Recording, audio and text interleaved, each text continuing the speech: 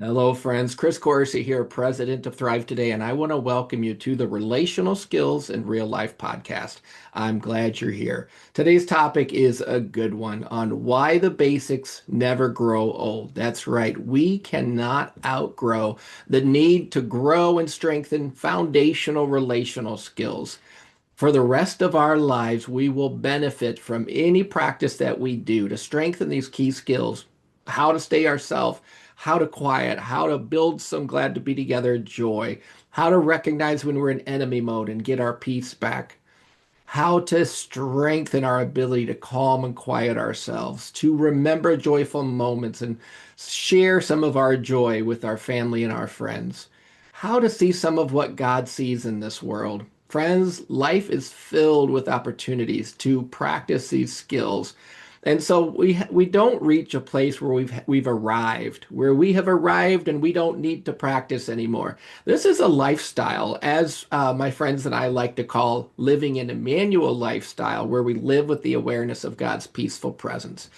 These skills can be a lifestyle as they're integrated into the fabric of our character. These skills bolster and strengthen our relational house. And you know what? Along the way, you're going to find cracks in your foundation. And these are opportunities to grow more capacity to strengthen these foundational relational skills. And as you grow capacity, then what happens is you're ready for the harder skills to master, which are the recovery skills, where you start recognizing how to feel, how to share, and how to quiet and calm strong emotions, so that anytime strong emotions surge, you know what to do. And then along the way, as we grow capacity and strengthen our recovery skills, we're going to bump into unprocessed pain. These are pockets of unresolved pain that need to be resolved. And you know what? As we grow capacity and improve our recovery skills, we're better able to recognize when we're triggered, when the past is impeding on the present, and un we can resolve unprocessed pain. That's it. We can process and resolve unprocessed pain. Anytime you grow capacity in the safety of strong, stable, secure relationships, you can almost, well, you could predict safely, I would say, that you're going to bump into the need to deal with some pain that's been on the back shelf of your mind. And friends, what this is a win-win scenario. As you become triggered, as unprocessed pain leaks into the present, you recognize it, you deal with it. You know what? You're going to grow because of that. This is a win-win scenario. But let's look a little more into why we need skill practice to fill some of these gaps in our growth and our maturity. There's been some really good, fascinating research done on skills and theory. And what this research shows is that neural pathways become stronger through repetition and feedback. So, yeah, your brain is changing when you practice and when you have people who are coaching and encouraging you along the way. Theory is meant to serve as correction and refinement, not as instruction first or something that's meant to replace the need for practice and interaction. So, this is the reason why we at Thrive Today are so focused on providing opportunities and exercises for you to practice so that you can strengthen these relational systems in your brain, so that you can become the best version of yourself this side of heaven. Now, along the way, practice exposes those gaps that I mentioned earlier, and some of the bump into some of that unprocessed pain. So when we bump into those gaps, it's not theory. Theory is not going to fix that. We actually need to grow capacity and repair along the way. And so practice improves the accuracy of our skills as well as refining our tools so that they're sharper and more effective, so that our character shines like Jesus's face on the Mount of Transfiguration. And psychological learning curves show us that practice increases performance accuracy. That's right. Practice increases performance accuracy. So if you want to look at an example of a student in the classroom, a student might have, let's say, 65% accuracy. And with repeated practice, let's say 7 opportunities per knowledge component, then they can reach 80% accuracy. And so what you're doing is you're practicing and you're strengthening these skills so that you're better able to use these skills in those moments that you need them. And so performance helps us to gain speed and accuracy along the way. And over time, you might notice, especially in the beginning, that your gains increase quickly. And it might feel like your gains start to slow over time. You're not doing anything wrong here. We just need that consistent practice throughout our lives. I kind of see this skill practice as changing the oil in your car. Every so often you have to take your car somewhere to get the oil changed or do it yourself. And your car needs to be served in serviced in many ways. So we're like getting the oil changed, so to speak, in our car. And so what we want to do here is find the balance between theory and practice. And one study by Codinger and Associates found that the best outcomes differ by content type.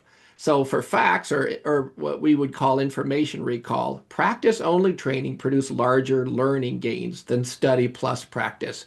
But for skills, which would be like procedural or applied tasks, study plus practice was more effective than practice alone. So this tells us that theoretical examples can help us guide our skill training to be better. So we need repetition, we need some coaching, and we need some practice along the way. And so in this study that researchers discovered that participants learned verbatim facts better than pure practice testing, but they learned general skills better from example integrated practice. So we study, we practice, we observe, we interact, we improve, and we grow our relational skills so that these skills become reflexes in our character that we don't have to think about. They just show up because we've practiced. So a lot of research into skill learning suggests that even educators in the classroom should have students practice as much as possible so that students get their hands dirty, so to speak. So they're practicing some of what they're learning. And there's a lot of validity to getting your hands dirty while we study and learn.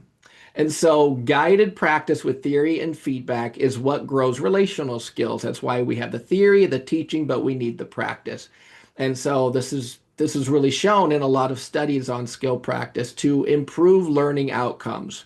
And that's encouraging because that's what we want when it comes to relational skills. So daily, weekly, monthly opportunities to practice relational skills is going to go a long way.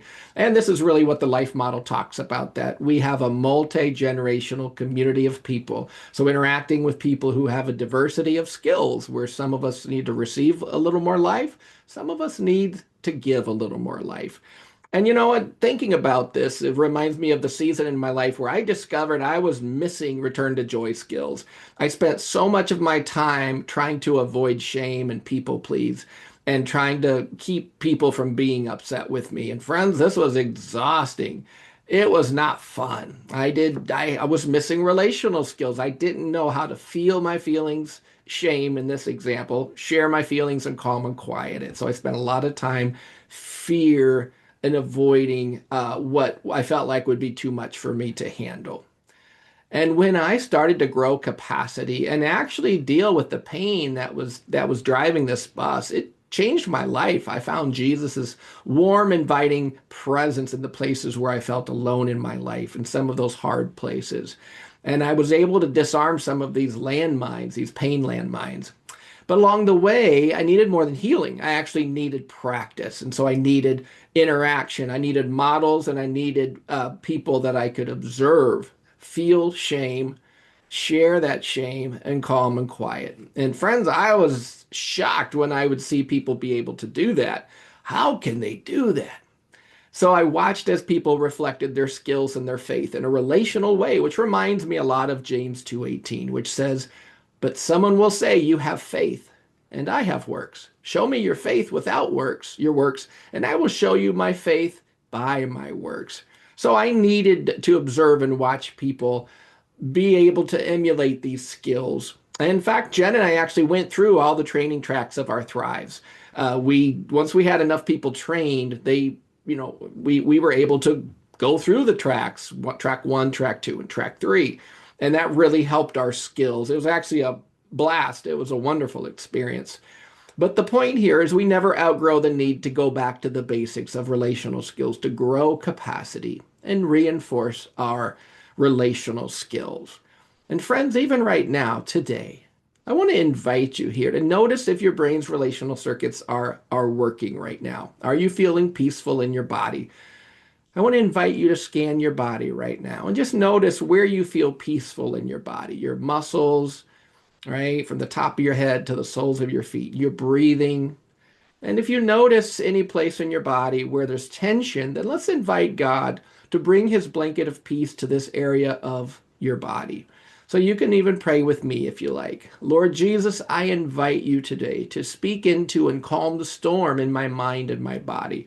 I pray that you give me your blanket of peace and your shalom, my Lord. I ask that you carry the weight that I'm struggling to carry and help me to live in your peace and your shalom. And as you take some nice deep breaths, as you inhale deeply, just notice the air going into your lungs. And as you exhale, blow out that air and any stress or anxiety or any tension as well. And just say, Jesus, I receive your comfort and your peace today. And notice how that peace feels. Well, friends, I want to invite you to visit thrivetoday.org to learn more about our new Foundational 5 Intro course. We have this great course available. We even have an online group starting soon, which will be going through this course if you would like to go through it with other people and one of our facilitators. The info is in the description for this episode. And it's my prayer that today will be the start of something good for you.